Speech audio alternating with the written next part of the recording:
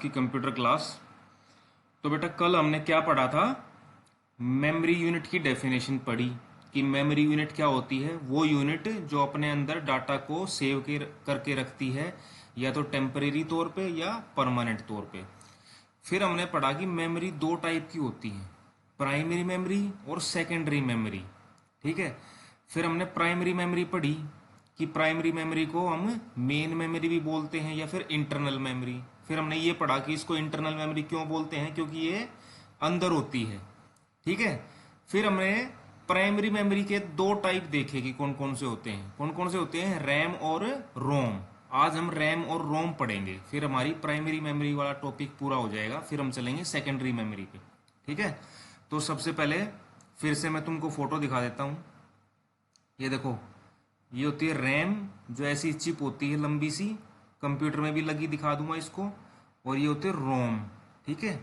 ये ऐसी छोटी छोटी चिप होती हैं ब्लैक कलर की, और ये ग्रीन कलर की होती हैं रैम। ठीक है। अब चलते हैं रैम पढ़ते हैं पहले। देखो एग्जाम में रैम के ऊपर एक क्वेश्चन सबसे ज्यादा आता है, इसकी फुल फॉर्म। तो रैम की फुल फॉर्म है बेटा रैंडम एक्सेस मेमोरी। ठीक है। अब देखो इसके बारे में पढ़ेंगे हम। ठीक है। पढ़ेंगे ज्यादा, लेकिन एग्जाम में कम लिखना है। ठीक है। इतना नहीं लिखना, ये सिर्फ समझने के लिए है। उसमें एग्जाम में सिर्फ इंपॉर्टेंट चीजें। ठीक है। सबसे पहले देखते हैं random access memory. RAM is a read and write memory. RAM एक ऐसी मेमोरी है जिसको हम रीड भी कर सकते हैं और उसके अंदर लिख भी सकते हैं, राइट भी। ठीक है। रीड एंड राइट मेमोरी है।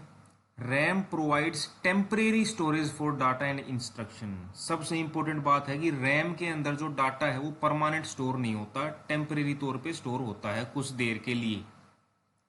ठीक है। जितनी देर तक तुम स्टोर करना चाहते हो, जितनी देर तक तुम यूज कर रहे हो, तब तक जो स्टोर रहेगा। और जैसे ही तुमने कंप्यूटर बंद किया वो डाटा उड़ जाएगा। ठीक है। तभी इसको बोलते हैं it is volatile in nature. सबसे इंपॉर्टेंट बात है रैम की, ये लाइन जरूर लिखनी है एग्जाम में।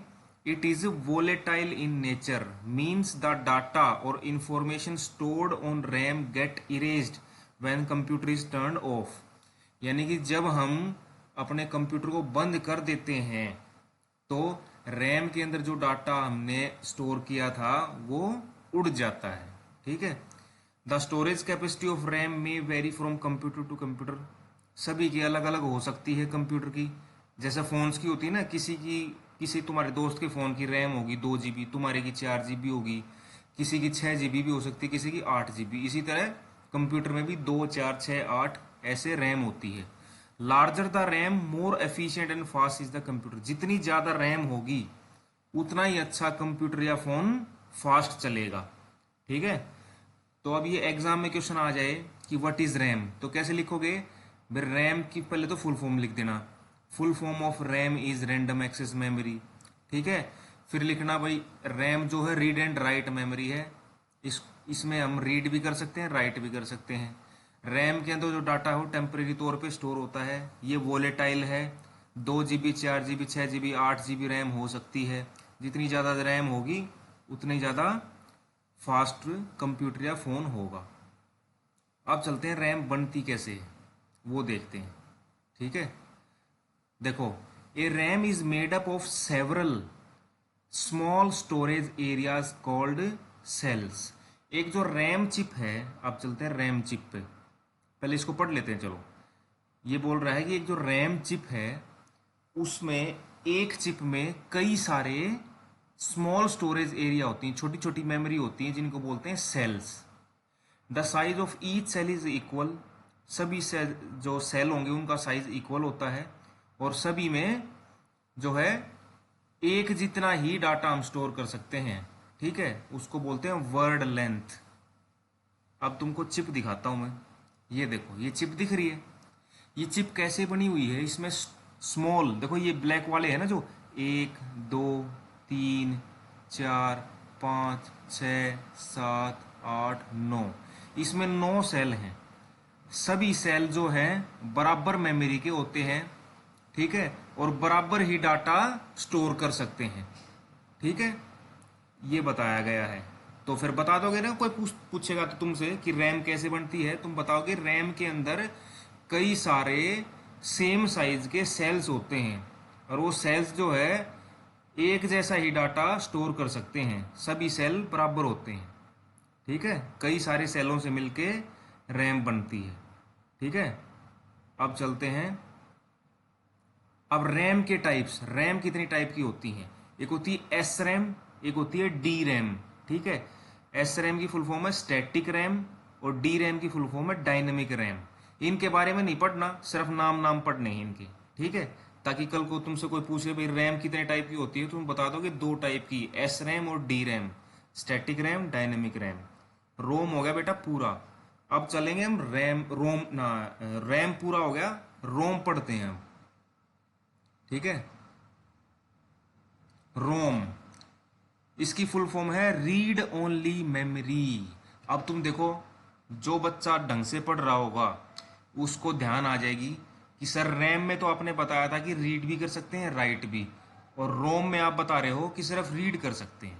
ठीक है, यानी कि रोम चिप के अंदर जो डाटा है हम सिर्फ उसको पढ़ सकते हैं, उसमें कोई चेंज नहीं कर सकते, हम इसमें अपना कोई डाटा सेव नहीं कर सकते। जो ये वाली चिप है ना रोम, ये ब्लैक वाली, ये चिप कब बनती है? जब कंप्यूटर बनाया जाता है। जब कंप्यूटर बनाया जाता है तो इस चिप में हम कुछ इंपॉर्टेंट डाटा सेव कर देते हैं। वो डाटा कब काम आता है? कंप्यूटर को स्टार्ट करने के लिए। ठीक है, तो रोम चिप कौन बनाता है? जो कंप्यूटर, जो कंपनी कंप्यूटर बना रही है वहीं से बन के आती हैं ये चिप। इनमें हम अपने तरफ से कुछ चेंज नहीं कर सकते, ना कुछ सेव कर सकते। इसमें जो डाटा सेव है वो वैसा का वैसा रहेगा, ना उसको डिलीट कर सकते, ना इसमें कुछ ज्यादा सेव कर सकते। इसीलिए इसको बोलते हैं रीड ओनली। देखो नाम देखो, ROM, रीड ओनली मेमोरी, सिर्फ रीड कर सकते हैं। ठीक है, अब चलते हैं इसकी थ्योरी पे। देखो, ROM is a read only memory, nothing can be written on it. इसमें हम कुछ भी जो है राइट नहीं कर सकते, सेव नहीं कर सकते। Only the program stored in it during manufacturing can be read from it. सिर्फ वो प्रोग्राम, वो डाटा जो इसके अंदर सेव कर दिया गया था बनाते हुए, इस चिप को बनाते हुए, सिर्फ उसको हम पढ़ सकते हैं। It contains all the basic instruction that are needed for starting a computer. इसके अंदर क्या होता है? वो इंस्ट्रक्शंस, वो निर्देश जो एक कंप्यूटर को स्टार्ट करने के लिए चाहते हैं। ठीक है, information stored on ROM is permanent. ठीक है, अब देखो रैम के अंदर जो इंफॉर्मेशन थी वो टेम्परेरी बताई थी ना मैंने। अब रोम के अंदर जो इंफॉर्मेशन होगी, डाटा होगा, वो परमानेंटली स्टोर होगा, वो डिलीट नहीं होगा। ठीक है, कंप्यूटर के बंद कर लो, चाहे कितनी बार बंद कर लो कंप्यूटर को, फिर से ऑन कर लो, वो डाटा ऐसे कैसे रहेगा। ठीक है, रैम का उड़ जाता है। तो रैम को हमने क्या बताया था? वो क्या है? वोलेटाइल है, यानी कि कंप्यूटर को ऑफ कर दिया तो डाटा उड़ जाएगा। रोम क्या है? इट इज नॉन वोलेटाइल, यानी कि डाटा रहेगा चाहे कंप्यूटर को ऑफ कर लो चाहे तुम। ठीक है, its size and cost both are lower than ROM. RAM, RAM आएगा यहाँ पे। ठीक है बेटा, ये ROM लिख रखा है ना, यहाँ पे रैम आएगा। ये बोल रहा है कि इसका साइज और इसकी कीमत दोनों जो है रैम से कम होती है। ठीक है, अब कोई पूछ ले, कई बार एग्जाम में क्वेश्चन आ जाता है कि रोम के अंदर क्या सेव होता है ऐसा, ठीक है, जो कंप्यूटर को स्टार्ट करने के लिए काम आता है, तो तुम बताओगे BIOS, basic input output system, BIOS. ठीक है, जैसे ही मान लो कंप्यूटर बंद है, ठीक है, जैसे ही तुम बटन दबाते हो ऑन करने के लिए, सीधा क्या होता है? रोम के अंदर जो डाटा है वो कंप्यूटर उठाता है और कंप्यूटर स्टार्ट करता है। ठीक है, अब चलते हैं बेटा आगे, इसके टाइप्स देखते हैं। ऐसे ही इसके भी टाइप सिर्फ नाम नाम पढ़ने हैं, सिर्फ ये लिख लेना, MROM, PROM, EPROM, double EPROM। ठीक है, 4 टाइप याद रखने हैं।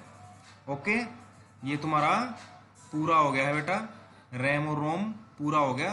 कल इससे आगे करेंगे। ओके बेटा, थैंक यू।